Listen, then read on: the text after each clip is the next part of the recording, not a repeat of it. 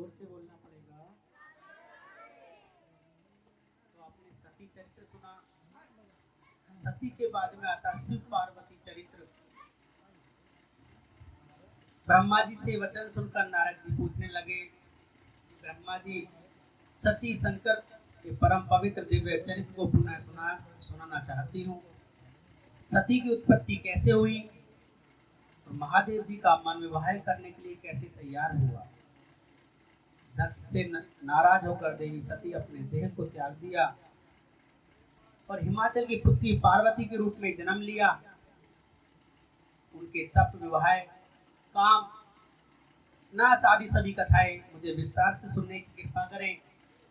ब्रह्मा जी बोले कि हे नारद, पहले भगवान शिव निर्गुण, भगवान शंकर निर्गुण स्वरूप में निर्विकल्प निर्वाकारी दिव्य, परंतु उमा से विवाह करने के बाद में सगुण और शक्तिमान हो गए। उनके बायन से ब्रह्मा जी उत्पन्न हुए और उनके दायन से विष्णु जी उत्पन्न हुए। तभी से भगवान सदाशिव तीन रूप, ब्रह्मा विष्णु और रुद्र, जिनका प्रथम दिवस में मैंने आपको बताया ब्रह्मा का काम है उत्पन्न करना, सृष्टि का उत्पन्न करना, विष्णु का काम उनका पालन करना और महेश का काम उन्हें संहार करना। तो उसी प्रकार उन्होंने बताया है कि आदि जीवों में जो तीन रचनाएं हैं, मैंने जो जातियों का निर्माण किया है, मैंने भी जाति कौन कौन सी कि मरीच, अति, पुलस्त, अंगिरा, कृतु, वशिष्ठ, नारद, दक्ष, भृगु की उत्पत्ति मेरे यहाँ मानस पुत्र हुए हैं। जैसे कि आपको कल बताया था कि भृगु संहिता से, तो वही भृगु जी मानस पुत्र थे। तत्पश्चात मेरे मन में माया और मोह उत्पन्न होने से मेरे हृदय में अत्यंत मनोकारी सुंदर रूप नारी प्रकट हुई। उसका नाम था संध्या। वह दिन में क्षीण परंतु रात में सुंदर और निखर जाती थी। साय के समय निरंतर मंत्र जाप करती थी और सौंदर्य उसका दिन प्रतिदिन बढ़ता जा रहा। इस प्रकार मेरे मन में एक मनोहर रूप वाला पुरुष, अत्यंत सुंदर और अद्भुत रूप वाला, उनके शरीर का मध्य भाग पतला, वह काले बालों से युक्त थी और सफेद दांत मोती की जैसे चमक रहे थे। उनकी सांस में सुगंधित द्रव्य की तरीके से उनके अंगों से केसर की सुगंध नासिका तृप्त हो रही थी। तभी से रूप पुरुष विनय और अपने सिर को ब्रह्मा के सामने झुकाकर वह पुरुष बोले कि ब्राह्मण, आप अत्यंत शक्तिशाली हैं, आपने ही मेरी उत्पत्ति की है। प्रभु मुझे कृपा कर मेरे योग्य मुझे बताएं। ब्रह्मा जी ने कहा कि हे पुरुष, तुम सनातनी सृष्टि उत्पन्न करो। तुम अपने इसी स्वरूप को फूल के 5 बाणों स्त्रियों से पुरुष मोहित करो। इस चराचर जगत में कोई भी जीव तिरस्कार नहीं कर पाएगा। यहाँ छिपकर प्राणियों ने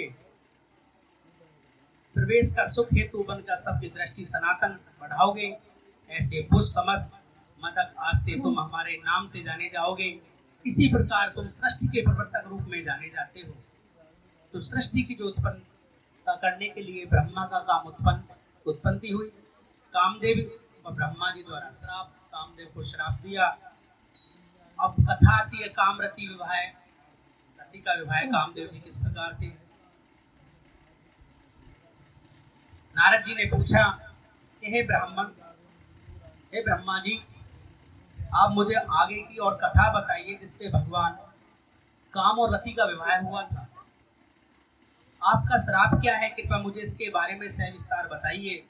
तो ब्रह्मा जी कहते हैं कि शिव जी के ब्रह्म अंतर हो जाने से दक्ष के काम से कामदेव की उत्पत्ति हुई। आपके सभी गुण वाले परंतु सुंदरी सुशील मेरी कन्या तुम पत्नी के रूप में स्वीकार करो और मेरी पुत्री सर्वगुण संपन्न है, हर तरीके से अपने ये सुयोग्य है, महान तेजस्वी मनोभव, इच्छानुसार कार्य करेगी। यह कहकर दक्ष ने अपनी कन्या जो उनके पसीने से उत्पन्न हुई थी उसका नाम था रति। राजा दक्ष के पसीने से उत्पन्न जो हुई थी उसका नाम था रति रख दिया। कामदेव को रति का विवाह हर्षोल्लास से संपन्न हुआ। दक्ष की पुत्री रति बड़ी रमणीय और परम सुंदरी थी और रति से विवाह होने पर कामदेव अत्यंत प्रसन्न हुए, रति पर पूर्ण मोहित हुए। उन्होंने विवाह पर बहुत उत्सव किया। प्रजापति दक्ष ने सुयोग्य वर पाकर बहुत खुश हुए कि कन्या के लिए रति के कामदेव का पाकर धन्य हो गई। जिस प्रकार बादलों में बिजली शोभायमान होती है, उसी प्रकार कामदेव के साथ रति शोभा पा रही है। राजा दक्ष अपनी पुत्री का विवाह शंकर जी के साथ करने के बाद में किस किस प्रकार से क्रियाकलाप मन में सोच रहे हैं। आपने देखा है कि जब किसी की बिटिया बहुत अच्छे परिवार में चली जाती है तो उनका माँ बाप का जीवन सुख हो जाता है। श्री हरि को पाकर देवी लक्ष्मी उस समय आनंद और खुशी के सरोवर कामदेव की भगवान शिव को श्राप भूल गए।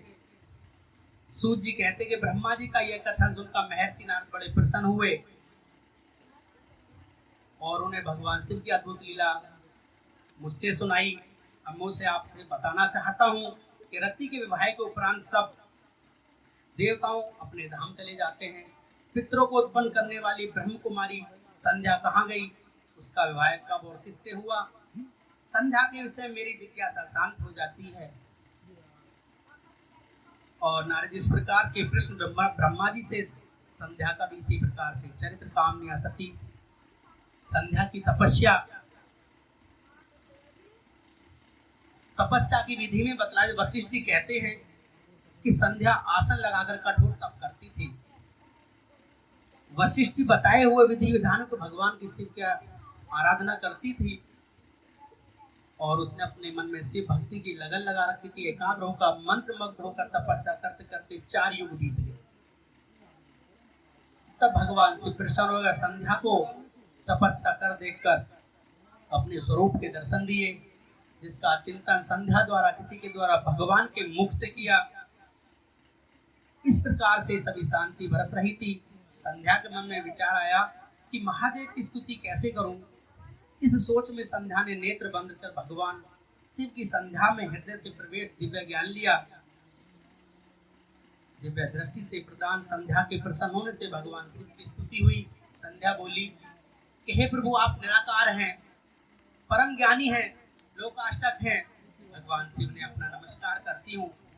जो आप शांत निर्मल निर्विकार ज्ञान के स्रोता हैं, आप प्रकाशमान और प्रकाशित है, उस भगवान शिव को प्रणाम करती हूँ। शुद्ध माया रहित प्रकाशमान सच्चिदानंद नित्य रूप से ऐश्वर्य युक्त परम पिता परमेश्वर को मेरा नमस्कार है। उन प्रभु को मेरा बार बार प्रणाम है। भगवान शिव अपना स्वरूप मनोहर आभूषण अंकृत कपूर के समान हाथों में डमरू रुद्राक्ष त्रिशूल शोभा पाते हैं। आकाश पृथ्वी दिशाएं जल तेज आदि से रूप ब्रह्मा के चरणों में अनन्य सारी शक्तियां दिशाएं विराजमान हो जाती हैं। जो मनुष्य उनके सकाम भाव से पुरुष से नपुंसक हो जाते हैं, मुझसे वरदान दीजिए कि मेरे समान विमुख कोई तेजस्वी तीनों लोक में कोई नहीं हो। निष्पाप संध्या के वरदान मांगने को सुनकर भगवान से बोले कि हे देवी संध्या,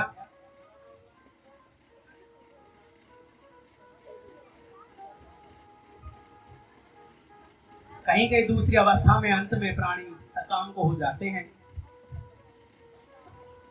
जैसे भक्ति को भी दो निर्गुण स्वरूप और सगुण स्वरूप में, इस प्रकार से निर्गुण स्वरूप में करने के भगवान का एक दिव्य अंश ज्योति के रूप में हमें प्रकट करना होता है। और सगुण में हम क्या काम करते हैं कि भगवान को कोई स्मृति चिन्ह, भगवान का एक रूप अपने मन में धारण करने के बाद में जब भगवान की पूजा करते हैं। निर्गुण स्वरूप सृष्टि भक्ति कौन लोग करते हैं? बहुत लोग तपस्वी जो लोग होते हैं। ग्रस्त लोगों के लिए सगुण भक्ति ही बताई गई है। इस प्रकार से मैंने तुम्हारे मांगे गए वरदानों को तो तुम्हें प्रदान कर दिया है। अब मैं तुम्हें प्रतिज्ञा के पूर्ण करके साधन बताता हूँ। तुम्हें अग्नि में अपने शरीर को त्यागने की प्रतिज्ञा की थी। मुनीश्वर वेदातिथि एक यज्ञ चल रहा था जो 12 वर्ष तक चलेगा। उसमें अग्नि बड़े जोरों से जल रही थी। तुम उसी अग्नि में अपना शरीर को त्याग दो।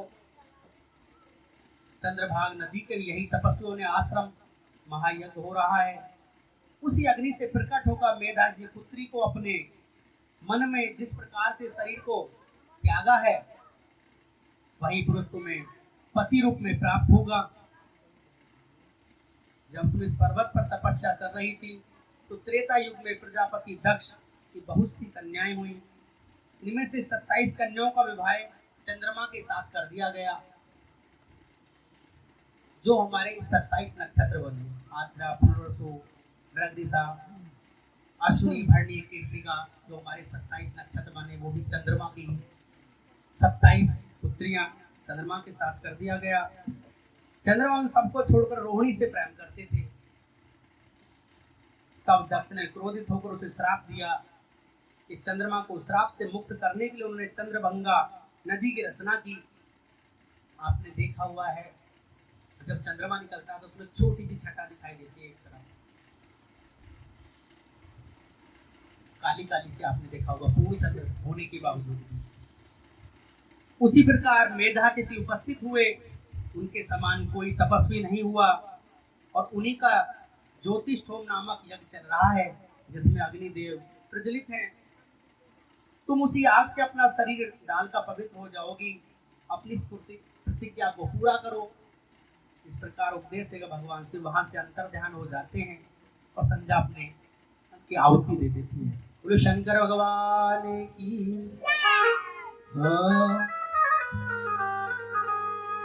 लगन हरि से लगा बैठे जो होगा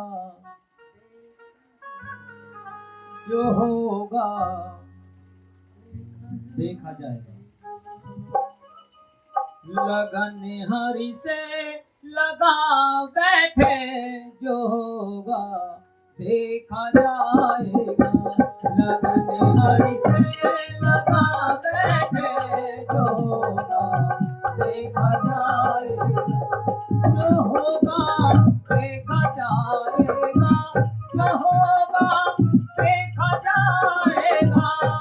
और तुम्हें अपना बना बैठे जो होगा देखा जाएगा। ना बना बैठे जो होगा देखा जाएगा। श्री राधे।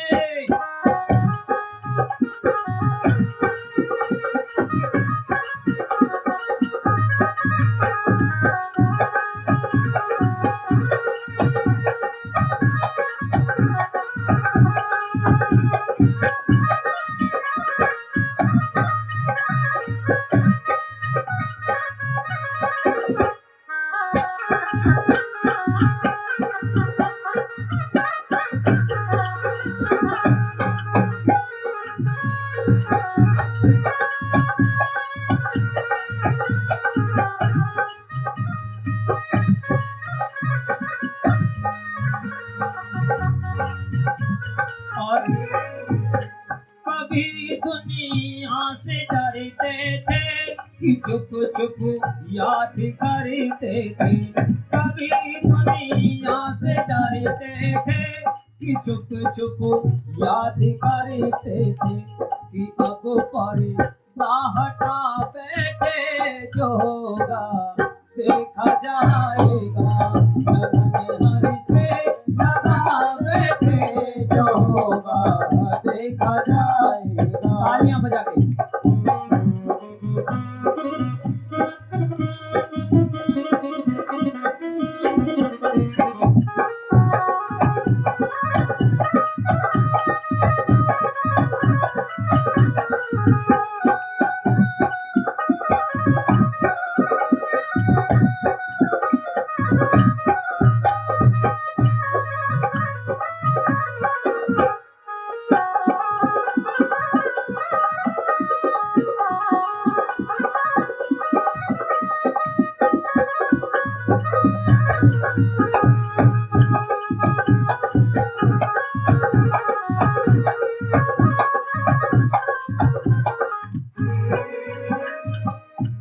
कभी दुनिया का डर था ये हमें बदनाम ना कर दे। कभी दुनिया का डर था ये हमें बदनाम ना कर दे। शरण अब बेच खा बैठे जो होगा देखा जाएगा। लगन हरि से लगा बैठे जो होगा देखा जाएगा।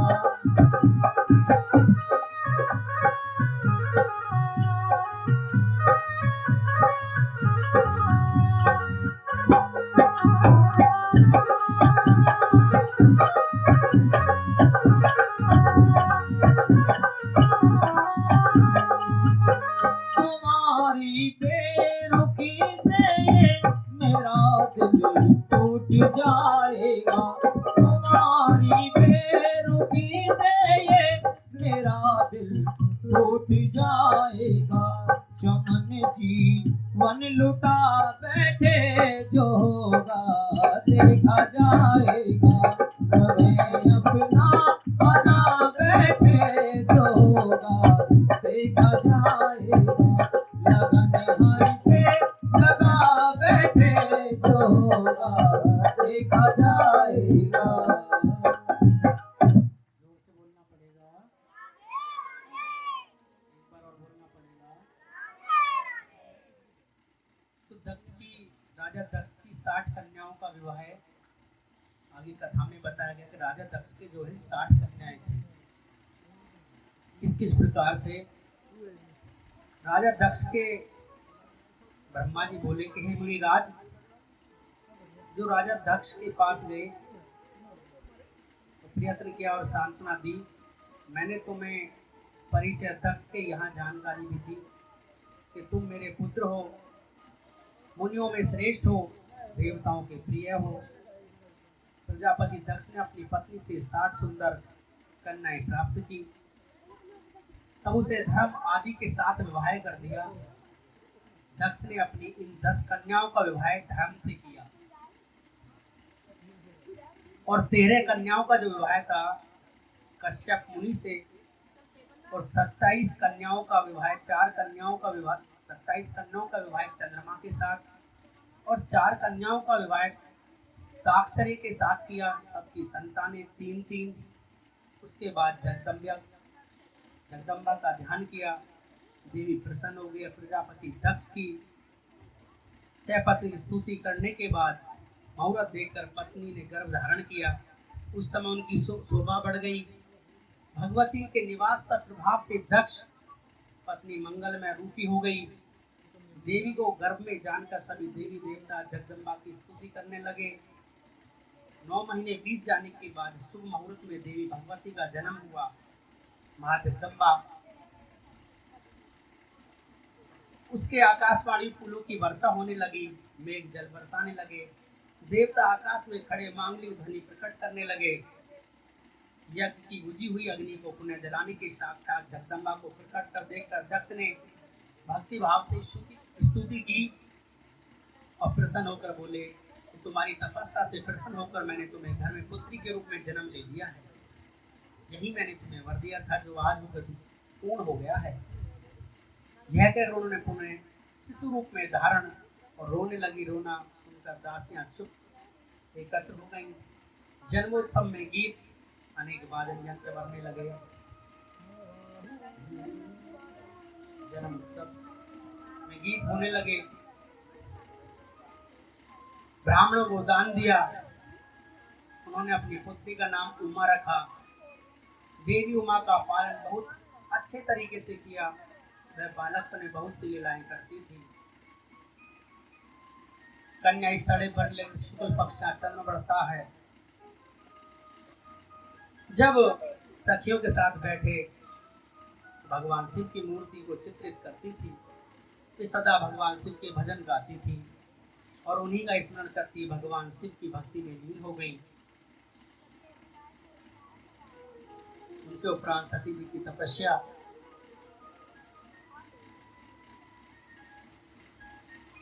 एक दिन प्रजापति दक्ष के घर पहुंचे। मैंने देवी सती को उनके पिता के पास बैठा देखा है। नमस्कार कर प्रसन्नता से नमस्कार की और आसन पर बैठ गए। तब मैंने सती को आशीर्वाद देते हुए कहा कि सती, तुम केवल तुम्हें चाहती है, तुम्हारी ही कामना करते हैं। तुम ही मन उनको सोचती हो, उसी के रूप स्मरण करती हो। सर्वस्व जगदीश्वर महादेव तुम्हें पति रूप में प्राप्त करेंगे। वैसे तो तुम्हारा योग्य कुछ देर बाद दक्ष से विदा लेकर अपने धाम को चला जाने का है, पर दक्ष को मेरी बातें सुनकर बड़े संतोष प्रसन्नता हुई। ऐसी कथा से सारी चिंताएं दूर हो जाती हैं। कुमार अवस्था को पार करना और अत्यंत रूप मनोहरी मुख दिव्य तेज शोभायमान सती राजा दक्ष को उनके विवाह की चिंता होने लगी। तब पिता के मन की जानकारी देख सती ने महादेव के पति के रूप में पाने की इच्छा की। माता को बताया। उन्होंने अपनी माता से भगवान शंकर के तपस्या मांगी। माता ने आज्ञा देकर घर से ही आराधना आरंभ कर दी। आश्विन मास में नंदा प्रतिपदा षष्ठी एकादशी तिथियों में उन्होंने भक्ति पूर्व भगवान शिव का पूजन किया। गुड़ भात नमक को भोग लगाया, नमस्कार किया। देवी सती ने मालपुआ खीर से भगवान शिव को भोग लगाया। निरंतर चिंतन करती रही और अघन मास के कृष्ण पक्ष की अष्टमी को तिल जौ और चावल से शिव जी की आराधना करती रही। उस माह के शुक्ल पक्ष की सप्तमी को रात जागरण,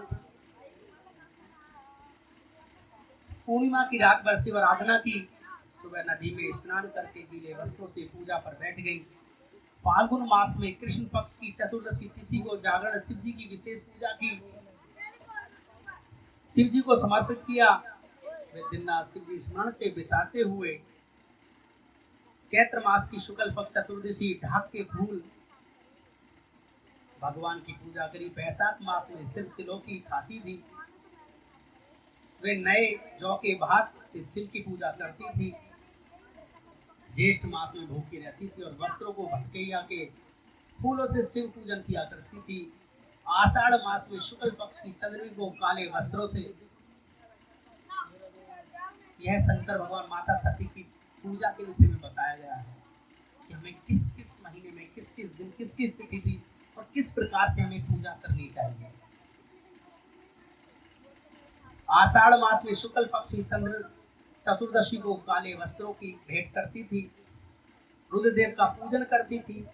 और श्रावण मास में यज्ञोपवीत वस्त्र पुष्प आदि के पूजन करती थी।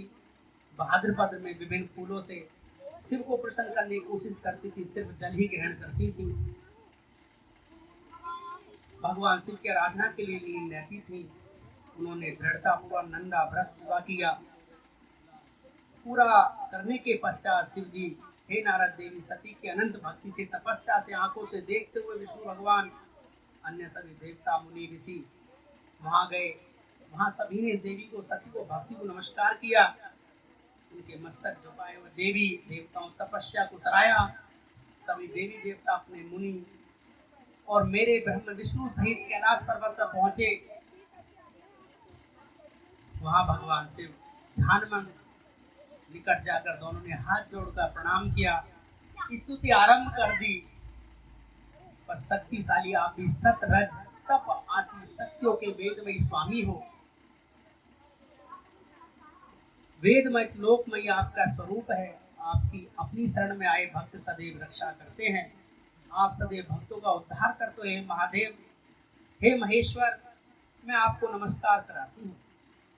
आपकी महिमा जाना कठिन ही नहीं, असंभव ही है। हम आप सब आपके सामने मस्तक ही तो झुकाते हैं।